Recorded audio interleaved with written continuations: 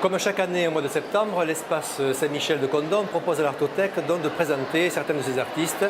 Jusqu'à aujourd'hui, il y a eu des expos personnelles, donc un seul artiste à chaque fois. Et pour cette troisième ou quatrième année, donc nous avons choisi de présenter 3 artistes.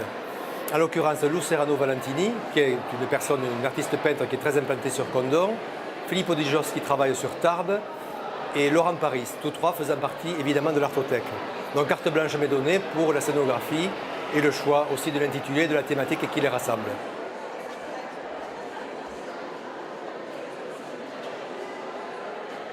Quand on voit Filippo Di Gios aux côtés de Laurent Paris, ça parle tout de suite. On voit des constructions, des assemblages et surtout du non figuratif. Je dis non figuratif pour ne pas parler d'abstrait, parce qu'en fin de compte, les sculptures sont plutôt anthropomorphiques. Les peintures de Filippo Di Gios, si elles sont des constructions comme ça, d'écrans, d'estrades, c'est construit et on sent très bien que c'est une construction pensée et non pas aléatoire. Donc il y a la main de l'homme quelque part. Et surtout, un homme non pas silencieux, mais qui se tait. C'est pour ça que j'ai pensé à un intitulé en latin id est, qui signifie c'est-à-dire. Et je l'ai pris comme c'est-à-dire, comme des mots qui seraient encore à prononcer. Si on voit les 3, c'est une clé qui peut donner quelques pistes de lecture. Évidemment, il y a des lectures à voir différentes de chaque artiste, mais c'est ce que je veux mettre en avant, c'est le pourquoi de l'assemblage des 3. Voilà. Et je pense qu'il y a cette piste-là qui est très intéressante à poursuivre.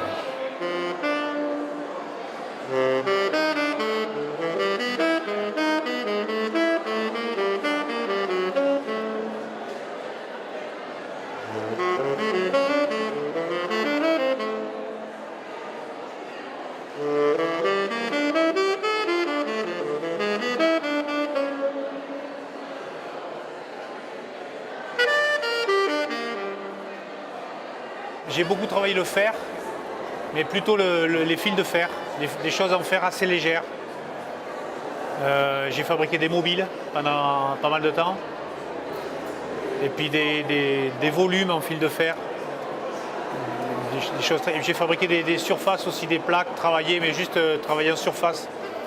Il y a 2 ans, là, je suis passé au bois.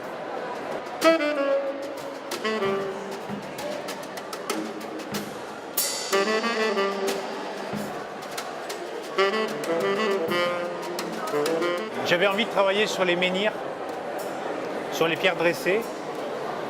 Et en même temps, j'avais envie d'utiliser cette technique de bois cousu que j'ai découvert il y a 2 ans, et avec laquelle j'ai fait d'autres travaux avant de faire ça.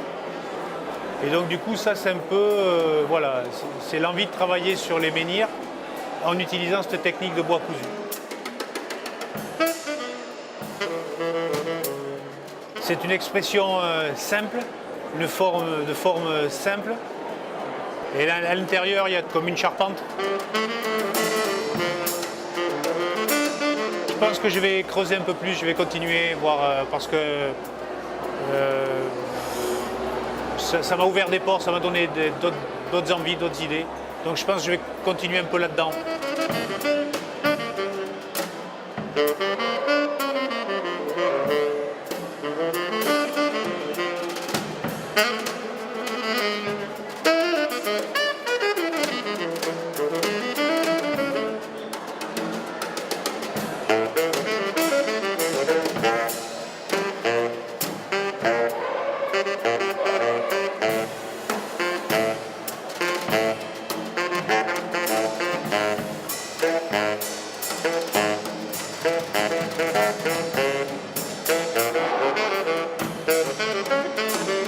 C'est un travail sur la matière, et donc c'est un travail en gros sur le passage du temps.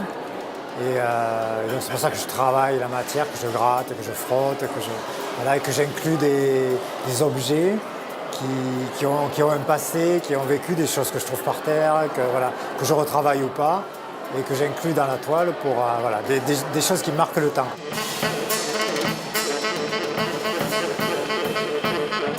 Moi, ce qui m'intéresse, c'est ça, c'est-à-dire de travailler. Je travaille beaucoup avec la cendre, beaucoup de terre, de craie. Je rajoute des crayons, de couleurs, des choses comme ça. Et voilà, c'est ce qui m'intéresse. C'est ce qui apparaît sur les tableaux.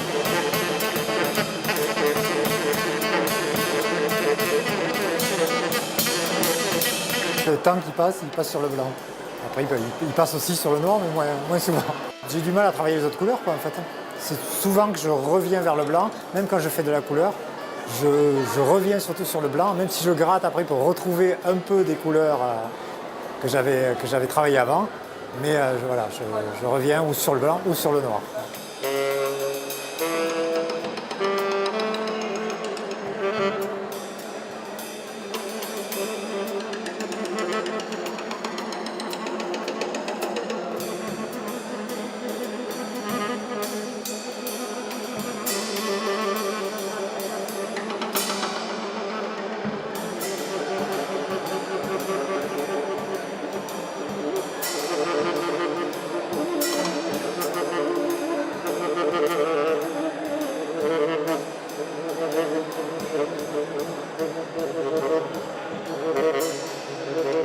On peut dire que la communication est parfois très difficile entre les individus, mais je cherche à reproduire plutôt une situation, un événement, l'esprit des choses plutôt que... Et si je mettais des visages, des yeux, un regard, ça n'aurait plus la même intensité. Parce que par ailleurs, j'aime beaucoup faire les portraits. Et quand tu regardes un portrait bien fait, bien jamais ressemblant, puisque ça, la ressemblance, c'est encore autre chose. Mais tu vois une personne, c'est tout. Moi, c'est une situation que je peins. C'est un moment précis ou imprécis.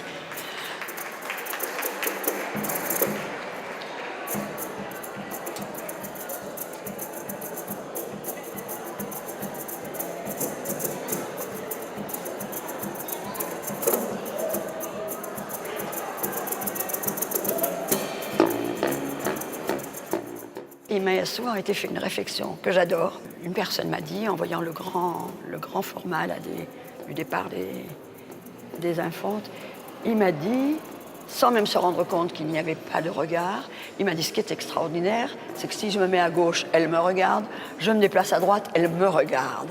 Eh bien voilà quelque chose qui me fait énormément plaisir. Parce que moi, je n'ai pas peint un regard, mais les gens le sentent.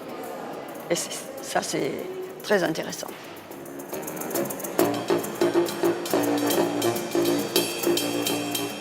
Les toiles, les tableaux naissent en moi et même je les porte pendant des mois. Parfois ils naissent et parfois ils n'aboutissent pas. Mais ils ont déjà vécu en moi et quand ça sort, ils m'échappent. Voilà, ils m'échappent. Donc je regarde et c'est souvent le regard des autres, je ne suis pas la seule dans ce cas évidemment, et c'est souvent le regard des autres qui me parle d'une évidence, ou alors on croit que c'est l'évidence, mais finalement c'est ce que chaque personne perçoit et reçoit.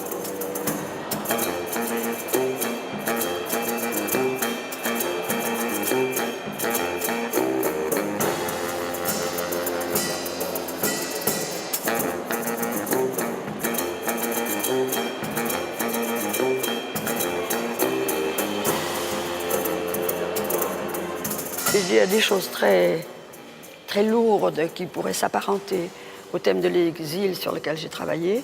Là, en ce moment, je suis obsédée par ce que tout le monde connaît, les problèmes de Lampedusa. Ces gens qui partent, ça rejoint le main, mais ces bateaux qui sont... Alors, je ne sais pas comment je vais interpréter ça, mais c'est vrai que j'ai commencé à travailler et ça m'obsède. Mais, en même temps, je souhaite aller vers quelque chose de plus serein.